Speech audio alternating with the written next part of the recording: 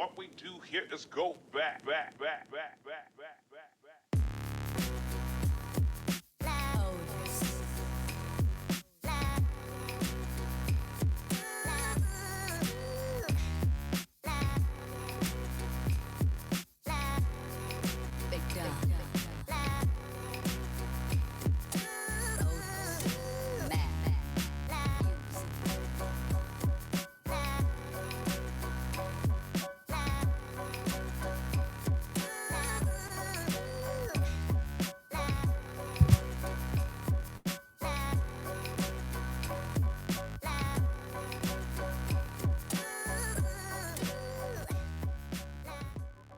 What's going on, everybody?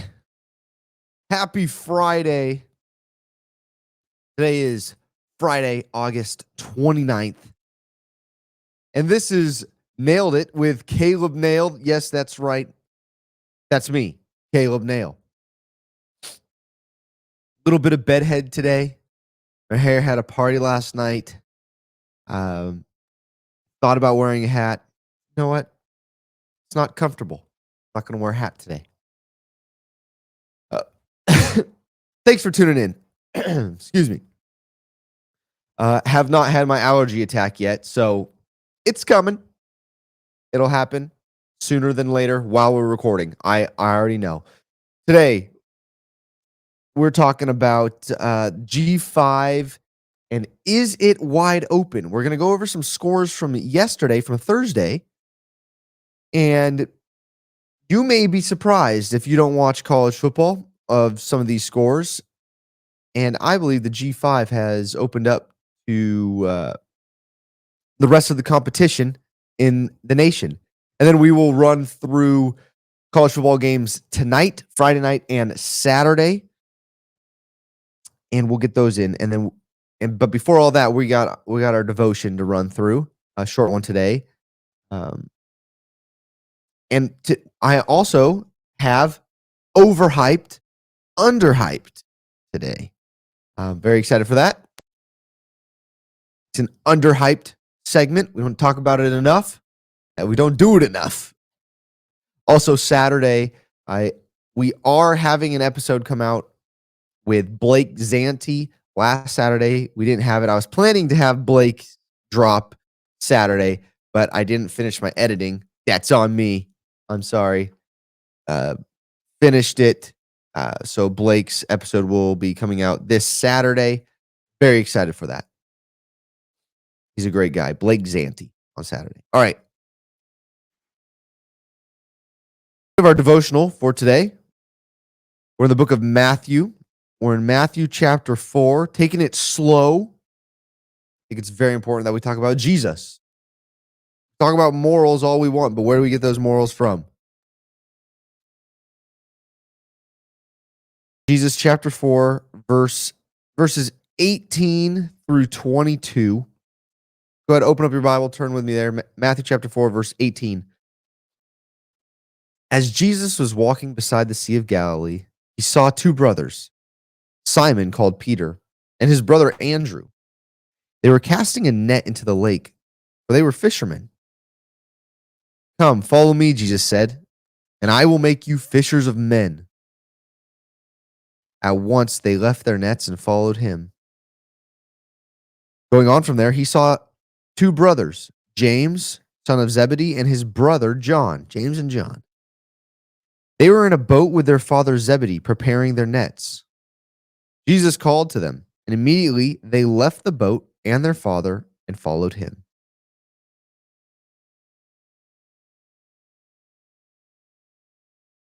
It's very telling about the disciples when they're, because I come from the family business. So either they had enough of working with dad. I'm out, Dad. See ya.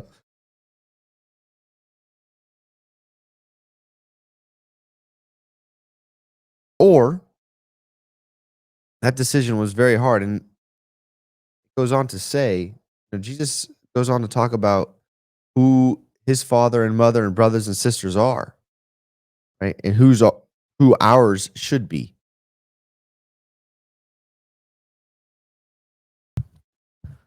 But I think it's very telling for men serving in the family business, especially in those days, the respect that was demanded by your mother and father, especially in Middle East culture.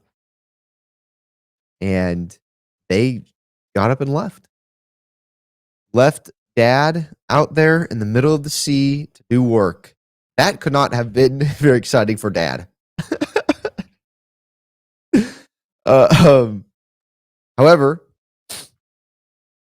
I was thinking about this yesterday as I read this passage. You think that they had an idea about this? Because Jesus was already fulfilling prophecy.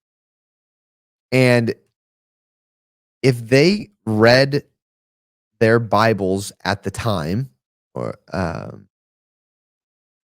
and they understood what was written and what was regarded as scripture at that time, then would they have known?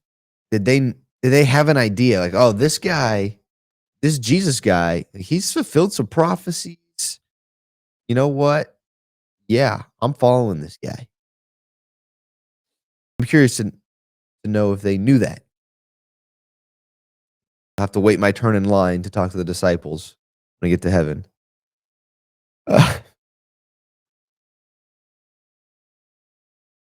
Jesus says something that I think we can all relate to. And it's actually part of the Great Commission, right? He says, "Follow me and I will make you fishers of men." Some translations say, "And I will send you out to fish for people."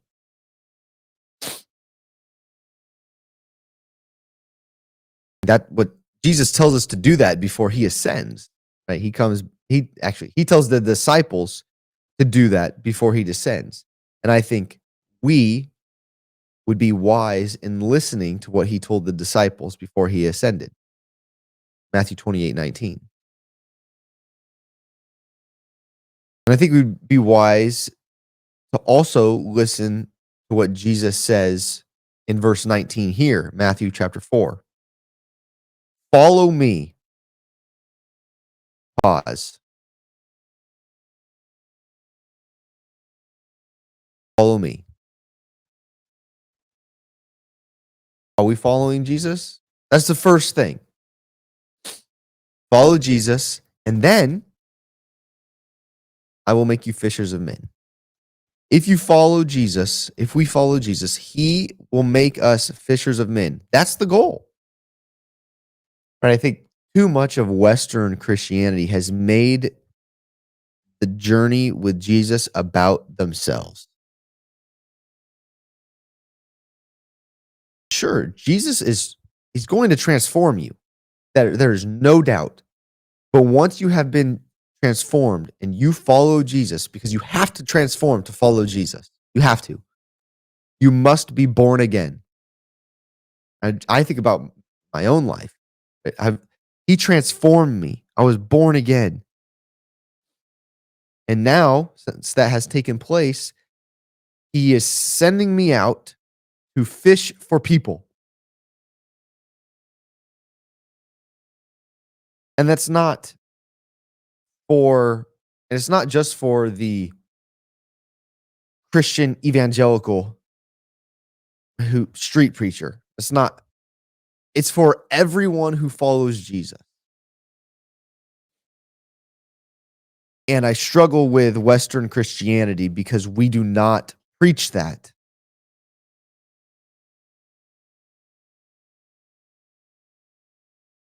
Right? We preach the transformation part, which is good, but then we do not equip to go fish for people. And we stop there. We make it about ourselves, right? And I think that's why you see a lot of people go to church and then leave right when the sermon's done. You know, if you've tuned into the show before, you know I'm all about community. After church, are we going to lunch? Are we talking to people in our community? Saturday, are we having people over? Are we hosting? How's our hospitality? How are we fishing for people? Are we using our platforms for Jesus? This is something that I've been thinking about. I see people with large platforms that I know follow Jesus, and I think somebody needs to tell them, okay, you have this platform, or I even think of like musicians that claim that they're Christian. You have this platform. All right, claim to be know Jesus. All right, it's time to fish for people now. It's time to use this platform for Jesus. Whether that platform is you're in an office with 5 people or you're a musician in front of millions. It's the same commandment that Jesus gives us.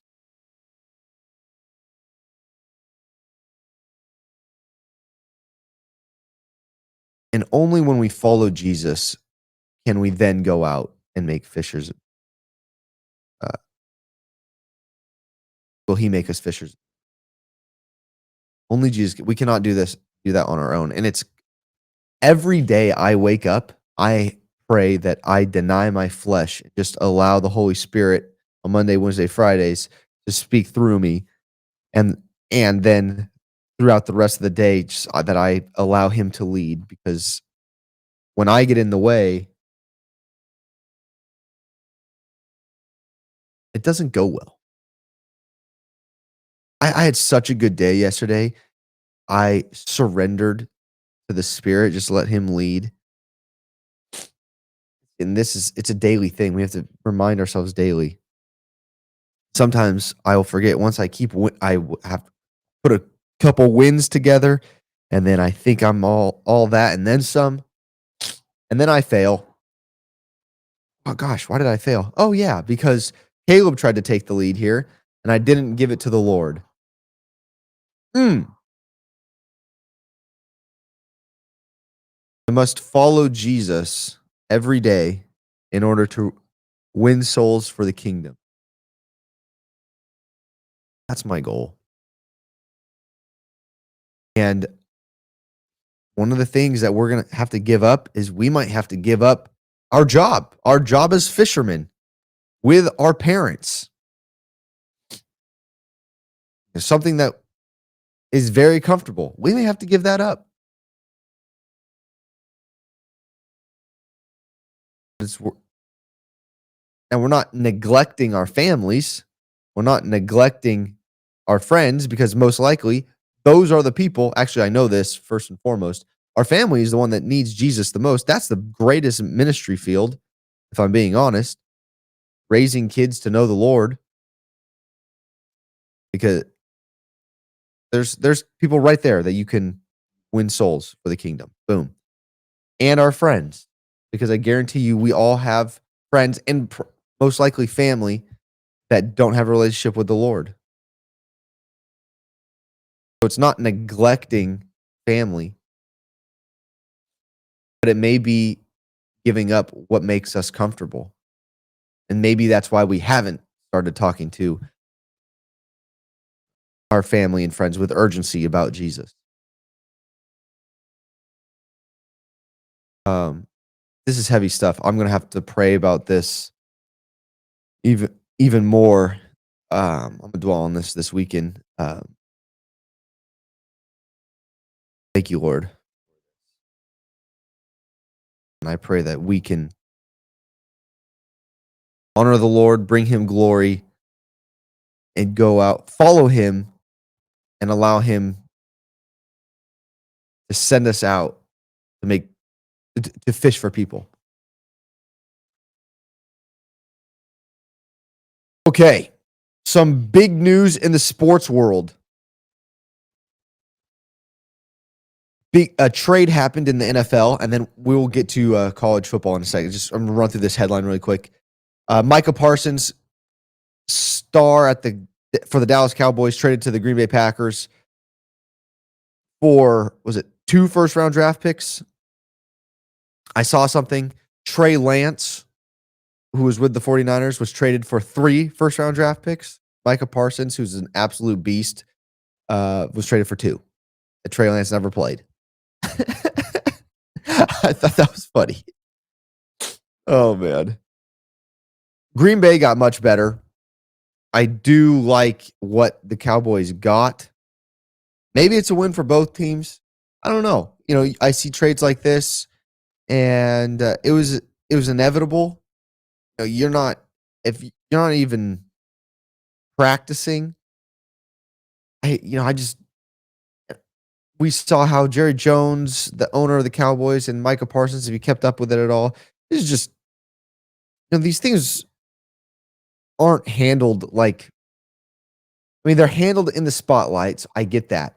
But it doesn't seem like these things are ever handled with much maturity. Only in the NFL can you get away with showing up to work and not working and keeping your job. It's crazy. Anyways, big time trade. I like what the Packers get. I think they have a solid pass rush now. We'll see if they can score the football offensively. I like Jordan Love. I think he's going to be good. He is already good, but I think he could lead this team to a lot of wins. And Micah Parsons is going to help him do that. Okay, college football. Let's run through what happened last night. Shall we? Pull up my scoreboard really quick. So last night, there was a huge college football game that I told people to tune into. I hope you did. Wasn't as entertaining as I would have hoped, but it was very meaningful. Boise State traveled to Florida to play University of South Florida, USF. And USF, if you follow me on X, I said it was one of the top G5 schools. I did get some pushback from that. USF is not one of the top G5 schools. Well, USF beat Boise State 34-7. 34-7. I'm not even going to say it. I was going to say that's a rank to Boise State. Preseason polls should not exist. No one is ranked right now. This is exactly why. Because you have a top 25 team that gets blown out.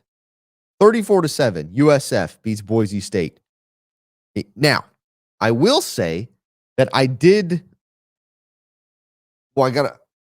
there's 2 things. I didn't believe the hype around Boise this year. I didn't think that they could. I shouldn't even say that. I didn't think Boise could do what they did last year, right? They lose a couple defensive pieces. They lose their stud, Ashton Janty, an NFL running back who's going to be a Pro Bowler, no doubt, all pro. I didn't think they could replicate what they did last year. However, I did think they were most likely going to represent the G5 in the college football playoff. That is no longer the case. Very similar to what we saw with Fresno State's game against Kansas, this Boise State team struggled to defend a mobile quarterback. The quarterback for USF, Brown, stud. My goodness. This guy's crazy. Just some quick stat. He went 16 for 24, 210 yards, no interceptions. He was sacked 4 times, but he led the team in rushing attempts. 14 rushes for 40. Thank you, bud. I got some. Yeah, my 3-year-old is awesome. Thanks, bud. Said the coffee's ready. He had 14 rushing attempts for 43 yards and 2 tutties. I'll make you some special milk when I'm done. Yeah. I made some for mommy too. Gosh, love my son. He's awesome. He's such a nice guy. Asked if I made some for mommy. Didn't even ask. I assumed he was asking for me to make him some special milk. Nope. He asked if I made coffee for mommy. What a good kid. Oh, man. Don't deserve it. With USF putting the beat down on Boise, I should say this. Boise State struggled to get in the end zone with their rushing attack. Okay. They ran the ball 38 times for 135 yards, and they threw the ball total of 46 times. Is that it? 48 times. Maddox Madsen went 25 for 46, 225 yards and a touchdown. He was only sacked once, but their O-line cannot open up too many holes for their running backs. Malik Sherrod, actually, former Fresno State running back, led the team in rushing attempts with 11, but only had 27 yards. That? Yeah, I have to go to work today, but I don't have to go to work tomorrow. I do, yeah. Least favorite part of the day, leaving home to go to work. That's my least favorite part of the day. My favorite part of the day is spending time with my son, however I can. So I'm going to finish up. He's up early. Gosh dang it. This guy doesn't sleep. He woke up last night, woke me up. He's been afraid of the dark. I get that. I went and laid with him until he fell asleep, like 3 a.m. 2 hours later, 2.5 hours later, he's up, ready to go. So USF blows out Boise, and I think this has opened up the G5 automatic bid for the college football playoff. It's not going to be now. Boise could still do it. If they win out, they could still get it because they have Notre Dame on their schedule. They have App State on their schedule. Do they not play UNLV? Oh, they do. I was saying they play UNLV. They play UNLV. They play Fresno. So they could get some big wins, especially if they beat Notre Dame. That would be huge. But I don't see it happening. The other thing that I noticed in this game, and one of my questions was, can Maddox Madsen carry this team without Ashton Jainty? When your running game is not a threat and the ball is put into your hands to go win the game, can you carry the team? And I didn't see that from Maddox Madsen. The answer to my question is no. No. He's going to have to get a lot better and quick. So I don't think not only is the G5 spot up for grabs, I think the Mountain West spot is up for grabs. And let me continue to read off the scoreboard with some Mountain West teams. Wyoming played Akron last night. They won 10-0. A very athletic team. The skill positions, fast. Quarterbacks, okay. He could be pretty good. Anderson went 19 for 36, 260 yards, a touchdown, and an interception. Their running back ran the ball 29 times. They ran the ball 39 times total. They had 29. Scott had 29 carries for 134 yards, no touchdowns. Their one touchdown was a little screen pass to Durr Jr., who's small, speedy guy. He had 146 yards. Now, Wyoming defense did hold Akron to 0 points, which is always tough, holding any school to 0 points. But we know Akron is subpar team. So, okay, Wyoming could be competitive, but their offense was and their defense was good, but their offense was Then we had San Diego State play last night. They played Stony Brook, and they took care of business. They won 42-0 in Stony Brook. They covered. They were 19.5-point favorites, beat them by 42. So they did their job. And my question about San Diego State was, I wanted to see what this new quarterback brought to the table. Denegal went 13 for 25. Denegal, their quarterback, went 13 for 25 with 208 yards and a touchdown. No interceptions. He ran the ball 7 times. He tied for the most rushing attempts on the team for 17. But Sutton he's tied for second most rushing attempts. Sutton led the way with 23 rushing attempts, 94 yards and 2 touchdowns. So they ran the ball effectively. They ran for 225 yards and 4 touchdowns. They did what they're supposed to do. You can't be mad. But the problem is, as a fan of a team in the Mountain West, I'm not getting a solid look. Bud, I'm almost done. I'm not getting a solid look at San Diego State. I will say they understand the offense better than last year. Their defense did well, holding Stony Brook to 0 points. But these are one of those lose-lose games, right? You win by 42. You were supposed to win. You're supposed to win by 20 points, right? Blowout. You're supposed to do that. You did that and some, right? So San Diego State, now I'm paying attention to San Diego State. The reason I bring all this up is because the Mountain West is wide open. Tonight, we have San Jose State and UNLV playing. Okay, so UNLV jumping to tonight's games, Friday's Pick Ems and Saturday's Pick Ems. We'll just start with Friday. UNLV plays Sam Houston State. They are 9.5-point favorites. UNLV is. It's in Texas at Sam Houston. UNLV should win this game, but they had a tough start against Idaho State. So we will see. And then what are we going to get with San Jose State? They are 13.5-point favorites over Central Michigan. They are playing in San Jose. Let's see what we get. Are we going to get another Mountain West school that starts off the season slow? And we're going to continue to ask questions? Or are we going to get some answers? Is San Jose State legitimately a contender for the Mountain West this year? We're going to find out tonight. But with Boise State going down in this fashion, I think the headline should be, and rightfully so, should be that the Mountain West is wide open. And the G5 spot is now wide open.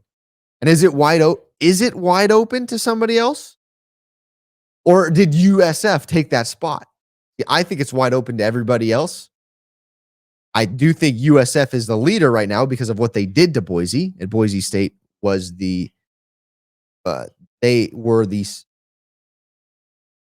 team to beat, and they did that. Quickly running through scores last night, Rutgers barely escaped Ohio. Barely. 34-31. Delaware got their first win as an FBS program. Not over an FBS team, though, but they did beat rival Delaware State. NC State escaped East Carolina 24-17. UCF escaped Jacksonville State 17-10, scored in the last minute of the game to win that one. So close games there. Duke beat Elon. Missouri handled business over Central Arkansas. Any other D1 games? Yes, Minnesota beat Buffalo 23-10, but Buffalo did cover. And then Nebraska beat Cincy, the big game of last night. Nebraska beat Cincy 20-17. Sloppy game. Sorsby, the quarterback for Cincinnati, looked good on the ground. O-line looked poor, but Sorsby looked good. Running game was legit. I mean, Sorsby led the team in rush attempts and yards, 13 carries for 96 yards and 2 tutties. On the other side of the ball, Raiola went 33 for 42, 243 yards and 2 touchdowns. Their leading rusher, Johnson, also ran the ball 25 times for 108 yards. And they had a total of 110 yards on the ground. Raiola had 4 rush attempts for -1 yards. And he was sacked 3 times. You'd like to see a bit more from Nebraska. They were favored by 6.5, but hey, I don't remember if I did if I picked against the spread, but I did pick Nebraska to win this game, and I'm happy it's close. Last thing from yesterday, okay? Oh, by the way, Wisconsin beat Miami, Ohio 17-0. Last thing from yesterday, though, for my Central Valley crowd, UAB played Alabama State last night. UAB is coached by former Fresno State quarterback Trent Dilfer. They won 52-42. Should never be that close. Where's the defense? But gave up 42 points to Alabama State. Alabama State gave up 52 to UAB. Holy cow. 94 points scored in that game. UAB was favored by 21.5 points, by the way. Won by 10. But the storyline here is things have not gone well for Trent Dilfer at UAB. He's been there, for 2 years now? Hasn't gone well, and this is a rough start for him. I don't think the Trent Dilfer experiment is going to work out. I hate to say that. Maybe he's a better high school coach. Maybe he would be a great quarterbacks coach. Maybe time for him to go be dad. I know he's got daughters playing volleyball, or used to be playing volleyball. Maybe he needs to come back to Fresno. Coach quarterbacks. Just saying. All right. Tonight's big games. We talked about the Mountain West games. San Jose State over Central Michigan. I am picking San Jose State to win. I'm not picking against the spread right now. I don't bet on any games in week 0 or week 1. I don't do it. Maybe if they had played in week 0 and they're playing again in week 1, I want to see I need a body of work. That's what I need in order to bet. I'm not doing it week 1. By the way, the NFL is greater than college football crowd. I had a conversation with somebody in my office the other day. Like, I just can't get into college football. NFL is just so much more exciting. The level of play is just so much better. And that's why. And I can't stand that argument. It doesn't make sense to me. It doesn't make sense to me. You haven't watched week 0, week 1 college football. It's so what? You know what? The level of play is supposed to be better. They're pros. They're getting paid millions of dollars. Right? You can argue, you might be able to make that same argument now in college football with NIL. But the market is still balancing itself out. And I don't know. I can't see it. What is it? Is it food? Oh, no, it's not. I don't know. I think it's a tire for a car. Yeah, a road tire. Yeah.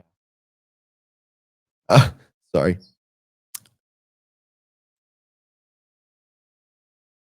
Let me go back to picks. Oh, yes. Yeah, there are tires on the van. Big ones. San Jose State over Central Michigan.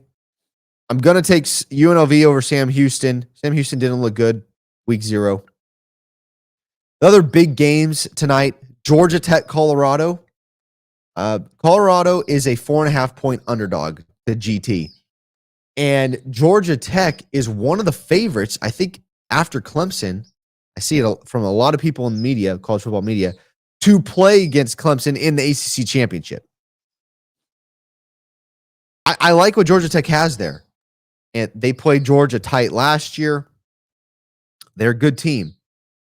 I also think Colorado has an opportunity to be pretty good and surprise people this year. I like Caden Salter. Julian Lewis, the 5-star quarterback out of high school that's there. We're going to see, well, I don't think he's starting. I think Caden Salter was named the starter. But I don't think they'll have any problem moving off of Salter if he doesn't do well. And then I think this O-line is the best part of this Colorado offense. There's a lot of experience there. So how do they react to Georgia Tech? How do they play? How do they play?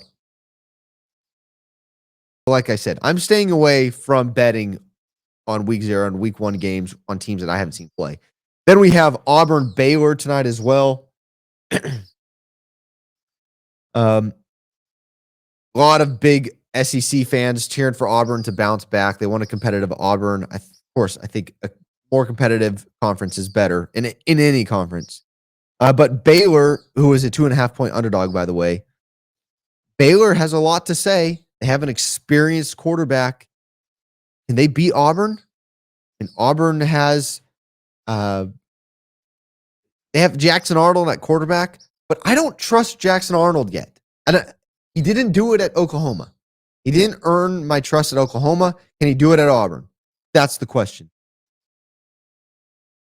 Other than that, other Division I games, you have Kennesaw State, Wake Forest. Wake Forest wins. Michigan State, Western Michigan. Is that a rivalry game in Michigan? I don't know, but I think Michigan State should win that game. App State, Charlotte. Some Sun Belt action, I believe. Is Charlotte in the Sun Belt? Or are they Conference USA? Either way, fun game. Should be close. App State favored by 5. And then you have Tarleton State, Army. Tarleton State looking to go D1 FBS sooner than later. They're actually leading off the night tonight at 3 p.m. Army's a 14.5-point favorite. Can Tarleton State hang? They might be able to. Saturdays, big games. Okay, Fresno State plays Georgia Southern. I'm picking Fresno State to win. Okay, last week I picked Fresno State to lose, but I'm picking Fresno State to win, but I think it's going to be close. And I think it's going to be close. Some other big games. We have Texas, Ohio. I'm going to hit the West Coast games and the big games. Okay, Texas, Ohio State. Texas is the number 1 ranked team in the country, and they are an underdog to Ohio State. I think this is the first time ever that something like this has happened. The number 1 team in the country being an underdog in the first game of the season. They're underdogs to number 3 Ohio State. I shouldn't even say numbers. Preseason rankings, dumb. Don't like them. I'm going to run through some games to keep your eye on too. Syracuse, Tennessee. Watch out for Syracuse. They're an underdog in it. So watch out. Toledo, Kentucky. Toledo is one of those teams that could jump into that G5 spot if they have a good season. They're a 10-point underdog to Kentucky. That's it. Tulane is also another team. They play tonight. They play Saturday. They play against Northwestern. Then you have Alabama, Florida State. Fun storylines there. Castellanos, the quarterback for Florida State, smack talking Bama. Bama looking to get back to its form under Saban. I think they do. I really like DeBoer. I like the pieces they have there. I think Bama destroys them. But Nevada plays Penn State Saturday in Pennsylvania. This could be bad. Penn State's favored by 43.5 points with an over-under of 55.5. Is Etta awake? No, don't wake her up. Just if she's crying, then just go be a good big brother. I'm almost done. Now the 9-month-old is awake. I'm worried he woke her up. My wife will not be happy. Penn State's going to destroy Nevada. We'll leave it at that. Air Force plays Bucknell. Air Force should win. Oregon plays Montana State. I'm excited to see Dante Moore get his first start. Excuse me, not first start. He started 5 games. But as the guy, get some playing time against a good Montana State team, by the way. They should win, but remember last year, they started slow against Idaho. Almost lost to Boise week after. How does Oregon start this season? Pay attention to that. What else we got here? Texas A&M versus UTSA. Some people talking about UTSA now making that. Watch them. They could be the G5 team. They may make the jump to represent the G5 in the college football playoff. Then, of course, big game, LSU Clemson. I think Clemson wins this game because they have better defense, but LSU made some big strides defensively this year. Can Nussmeier carry the offense? Can they score enough points against a really good Clemson defense? Can Cade Klubnik lead the Clemson offense against an improved LSU defense? And is the LSU defense improved enough to stop a defense like that with experienced weapons? That's going to be a fun game. New Mexico gets to go to Michigan and play the Michigan Wolverines. That could be tough, but there's questions at Michigan with Bryce Underwood starting at quarterback, but they may be able to just run the ball every play. Utah State plays UTEP. They're playing at Utah State, and Utah State is favored. I'm taking Utah State. USC plays Missouri State Saturday. USC, I can't trust Jaden Mayava yet. I can't do it. Can't make myself do it yet. Will they beat Missouri State? Yes. Curious to watch Mayava and the offense at USC. What are some other games that you guys should pay attention to? Of course, Fresno State, Georgia Southern. 1.5 point underdog, by the way. Fresno State is. So I'm taking the underdog, taking Fresno State to cover. What do we need to see from Fresno State? We need to see them protect the ball. I want to see EJ Warner protect the ball. I want to see big improvement from the O-line because they are going to exploit our weakness. Every team will. And I want to see Bryson Donaldson touch the ball a lot more. And you know what I want to see? I want to see Elijah Gilliam touch the ball a lot more. And I want to see Rayshawn Luke, other running back, touch the ball in space a lot more. I don't want to see him take a handoff, right? Or if he does, I want to see it on an outside run, outside the tackle box. That's what I want to see. Arizona State starts their campaign Saturday against Northern Arizona. They'll win. Washington State starts their campaign in the Pac-2 against Idaho. Idaho is being quarterbacked and captained by former Fresno State quarterback Joshua Wood. We'll get to see him play on the CW. Hawaii plays Arizona. Arizona is 17.5 point favorite. I'm excited for that game. Hawaii's got an entertaining team. Yes, they barely beat a bad Stanford team. And they're playing in Arizona. But they have a game under their belt. Come on, Hawaii. Cal travels to Corvallis to play Oregon State. Oregon State is a 1.5 point favorite. We're paying attention to this game because Fresno State's playing against Oregon State. So I want to see how their Malik Murphy, their new quarterback, plays. Cal had a ton of transfers that left. So what kind of team are they? I don't even know. Who knows? I mean, they lost their stud running back, Jay Knott. What does Cal look like? Oregon State is a 1.5 point favorite regardless. Utah travels to LA to play UCLA on Saturday. 8 o'clock kickoff time. Wow.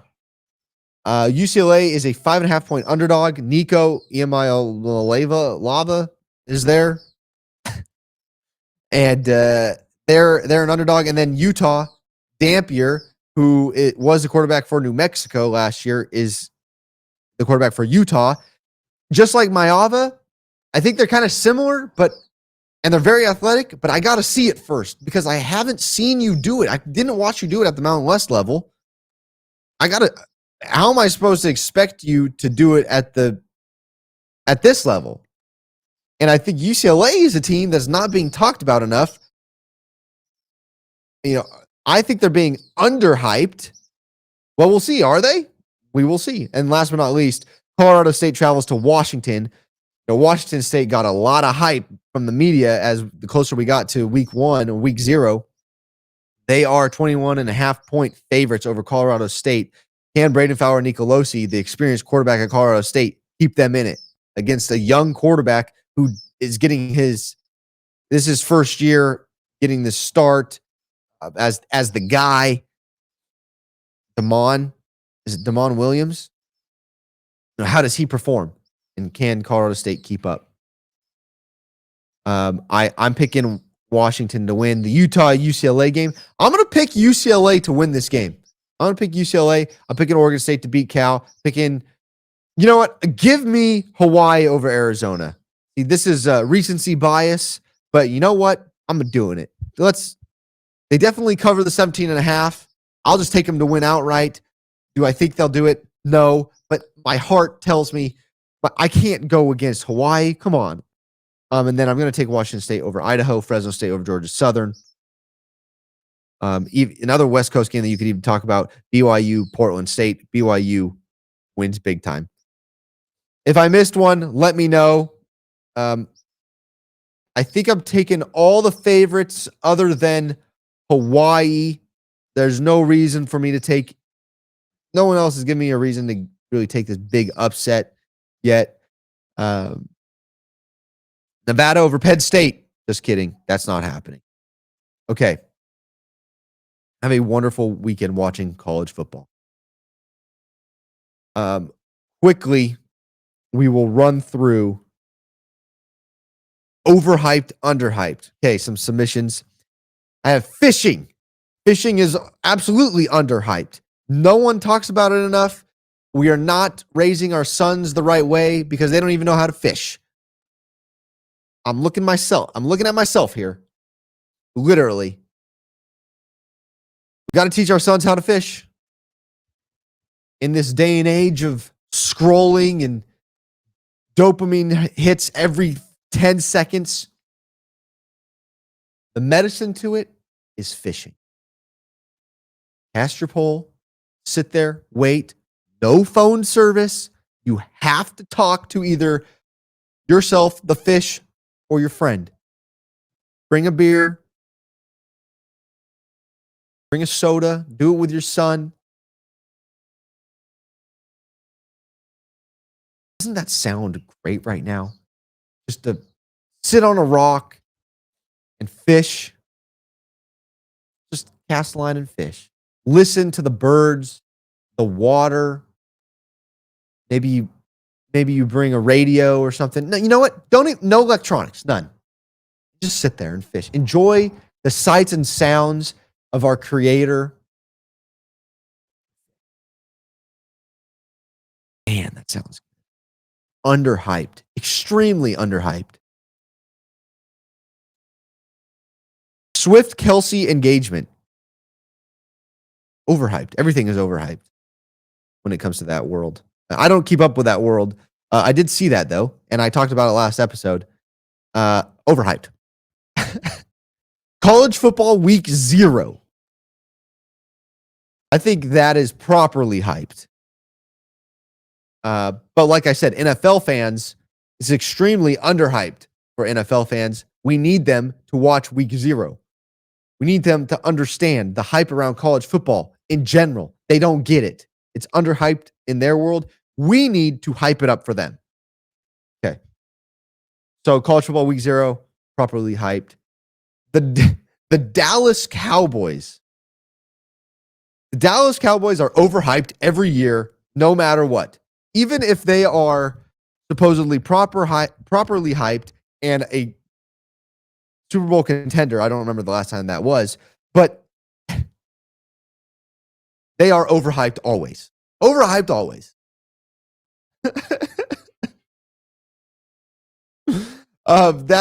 Tell me in the comments your thoughts on overhyped, underhyped, on G5. Is it up for the taking? Is USF the leader now in the G5? Who's it going to be? And give me your picks for week 1 of college football. Appreciate it. I'm praying for you guys. Pray for me as well. Got some things going on that behind the scenes that I could use some prayer for. I just ask for that the Lord would give me some wisdom and courage and energy, and also pray for my wife as I'm going through some certain things that we're one. My wife and I, along with the Spirit, So she goes along. She goes through those things with me. So pray for both of us, and pray that we can. Pray that we. I pray, and please you pray that we all can follow the Lord and be fishers of men. Allow the Lord to work through us and use us. I pray that we can be servants for Him. I appreciate you guys listening. I really do. It means a lot to me. This Saturday, Blake Zanti. Tomorrow, Blake Zanti. And I will talk to you guys soon. We'll be back doing these shows Monday. And I really do appreciate it. God bless you guys. Peace.